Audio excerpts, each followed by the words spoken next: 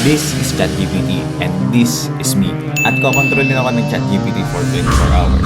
Ang una ko nga gagawin ay mag-exercise. Kaya naman tinanong ko si ChatGPT kung ano yung mga pinakamagandang gawin exercise sa umaga. At ito yung sinabi. Include brisk walking, jogging, push-ups, squats, or jumping jacks. Pagkatapos ng lahat yun, ito na yung itsura ko. At pagkatapos nga nung nakakapagod na exercise session na yun, tinanong ka naman yung ChatGPT kung ano yung masarap na breakfast na orderin sa McDonald's. At ito yung sinabi niya sa akin. Sausage McMuffin with egg.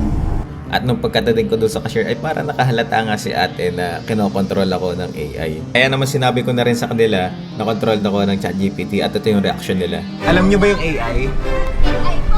May idea kayo sa AI? Artificial intelligence na. May idea kayo doon? Ginagamit yun. Lahat ng in-order ko, ano lang, based doon sa AI. Sa sinabi ng AI.